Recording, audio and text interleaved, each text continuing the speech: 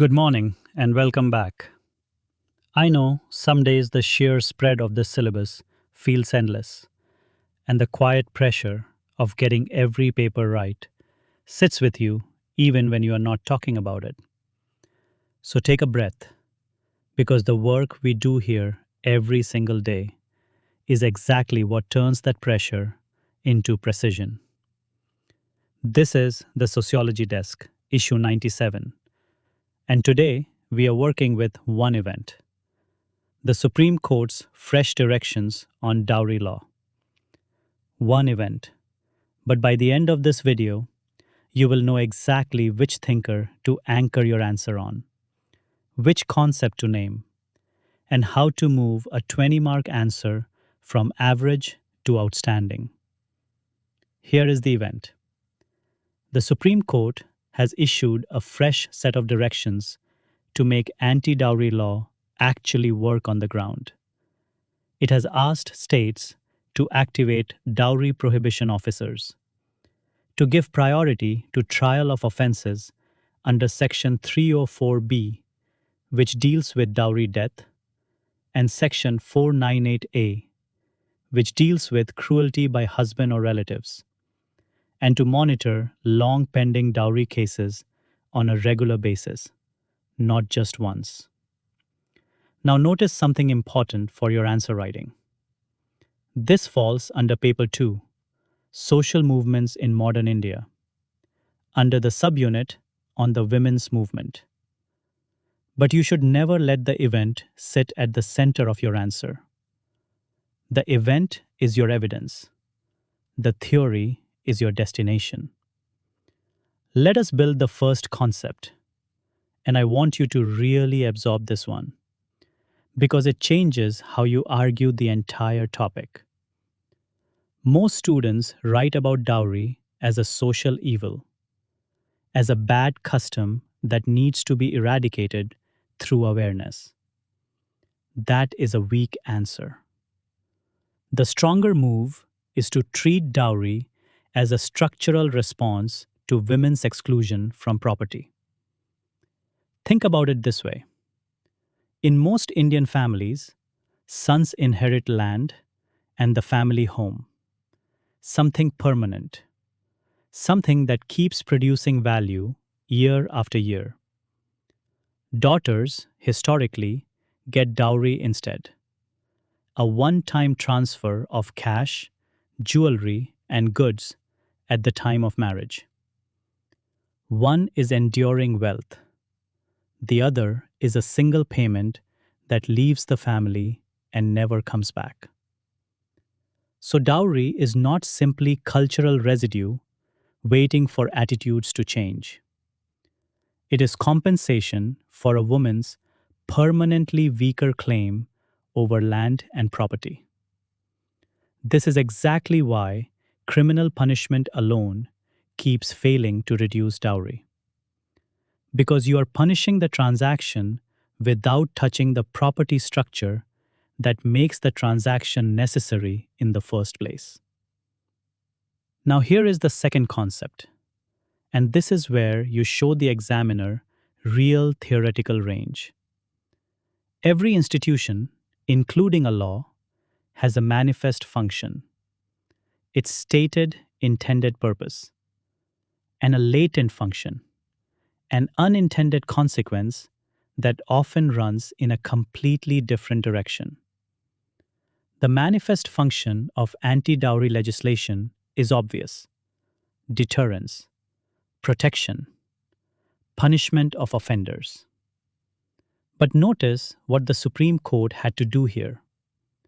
It had to step in and compel state governments to actually activate officers and monitor cases, decades after the law was first passed. That tells you the latent function of this legislation.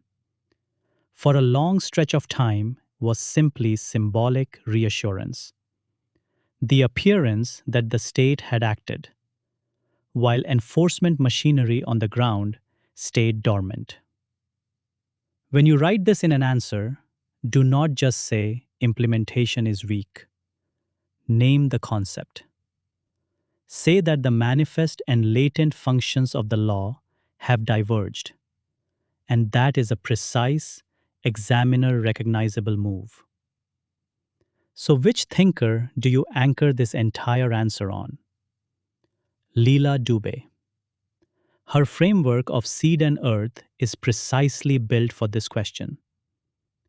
In her writing on kinship and gender, Dube's point, put simply, is that a daughter is treated like seed, something that passes through land and moves on, while a son is tied permanently to the earth itself, the land that stays in male hands across generations. Dowry in this reading is not a gift, and it is not simply greed. It is the price of being seed instead of earth. If you can write one sentence in your answer that says something like, Dowry encodes women as seed, passing through land that remains in male hands, not as co-owners of the earth itself, and then attribute that clearly to Leela Dube, you have just written a sentence that most candidates in that examination hall will not be able to produce. That single line does the work of an entire paragraph. Now, let me put on the examiner's hat for a moment, because this is the slide that actually moves your rank. Picture two answer scripts on this exact question. The first script, the one that gets around 14 out of 20, opens by defining dowry, then describes the Supreme Court's directions for several lines, mentions that dowry is bad for women, and closes with a generic call for better enforcement. It is not wrong, but it is thin. It is descriptive. And it could have been written by anyone who simply read the newspaper that morning. Now picture the script that gets 18 or 19 out of 20. It opens with a structural claim, not a definition. Something like, dowry persists as a response to women's exclusion from inheritance. It names Leela Dube and the concept of seed and earth in the very first movement of the answer. It uses the Supreme Court's directions in exactly one or two sentences as evidence, not as the story being told. It then brings in a second thinker, Robert Merton, to explain the implementation gap through manifest and latent function. And even better, a third voice, Veena, to explain why this violence is ordinary and everyday rather than a single dramatic event. And it closes by demanding entitlement reform, not just stricter enforcement. That is the difference. The event is your evidence. The theory is your destination. Never let the news become the argument. Here is a question you should practice writing tonight, in full examination conditions. In the light of the Supreme Court's recent directions on dowry law implementation, critically examine why criminal deterrence alone has failed to reduce dowry-related offenses in India. Give yourself 25 minutes, write around 250 words, and force yourself to open with Dube's concept before you even mention the quote. Let us tie this together in 3 points you can revise on your walk tomorrow. 1. Treat dowry as a structural entitlement problem, using Leela Dube's seed and earth rather than as a fading cultural custom. 2. When a law needs judicial compulsion to work, decades after it was passed, you are looking at a gap between manifest and latent function. And Robert Merton gives you the precise language for that. 3. Remember that this kind of violence is rarely one dramatic event. It accumulates through the ordinary and the unremarked, which is exactly why the court is now asking for periodic monitoring rather than one-time punishment. Carry these 3 moves into any question this year that touches gender, entitlement, or the gap between law on paper and law in practice.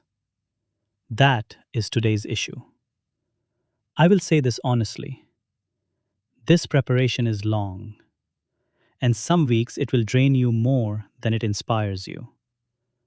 But the candidates who keep showing up for one more issue, one more answer, one more revision, are the ones who are still standing when the results come out. If you would like the complete answer block, the model answer, and the examiner notes that go with today's events, drop your email in the comments or write to us at team@upscdesk.com, and our team will share the subscription details with you. Until tomorrow, keep your theory sharp and your evidence short.